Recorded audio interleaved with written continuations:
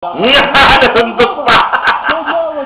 Nasundot pa ni Juan Erwin. Sundot si Din. He used a lot of guile there to try that ball away from Graham down. Uy, subakay. Kelly Williams called with a foul, and that was on Tyrus Wade taking a three. So 3 free throws coming up for Wade. You know, that steal that was orchestrated by Alvin Santos, although it was Kelly Williams who got the ball, eventually passed the ball to Santos. I mean, gulang yun eh, gawa ni Alvin Santos. And he was just running circles around Dan just before he got the inbound pass. Dan didn't know what to do with the ball. Kasi ginugulo siya ni Alvin Santos. Great defensive play. And it's a mind game that Santos played on Graham Dan. Second free throw. Tyrus Wade is good. Tatlo.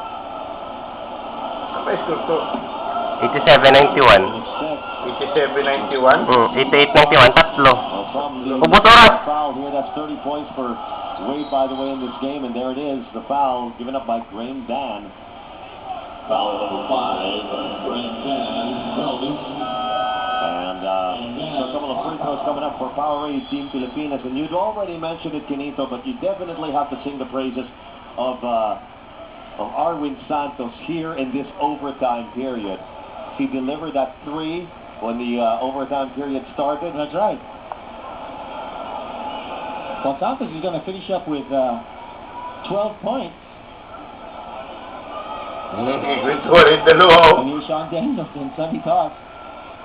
This game is not over yet. This is 6 seconds to go.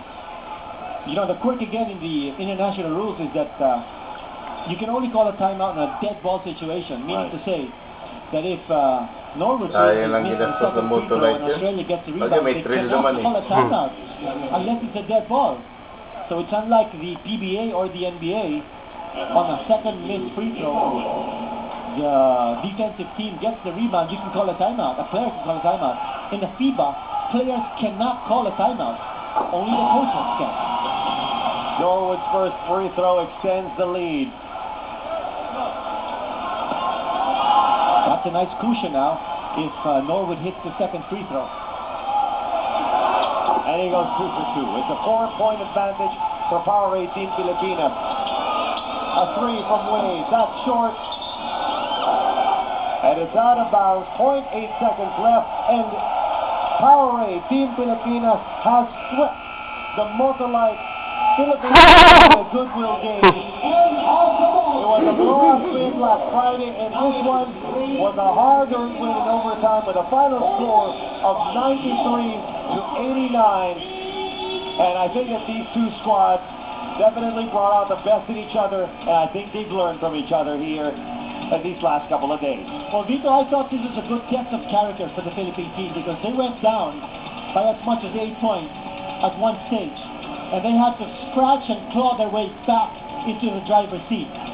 And that took a lot of doing, also took a lot of guts coming from not just Kirby Raimundo, who finishes with 34 points, but from every player on the floor. And Kelly Williams had some key plays down the stretch. So did Arwin Santos. So it was a good team effort on the part of the Philippines, something that they can certainly learn from. And again, the preparation of Powerade Team Pilipinas for international competition, whether it's for the Jones Cup, whether it's for Siaba, or whether it's for FIBA Asia, it's really just begun, their preparations. There are a lot more assignments still to come for Powerade Team Pilipinas, including this coming All-Star Week. That's right. All-Star Week, and then we have the Siaba Championship, we have the Jones Cup, and then the FIBA Asia Championship. It's going to be a long, long road for the Philippine team. But after this game, Philippine team, again, 75,000 pesos richer. There's your final score, 93-89, and we'll be back to wrap this up. Nagtao sa iba ako, kamay na lang.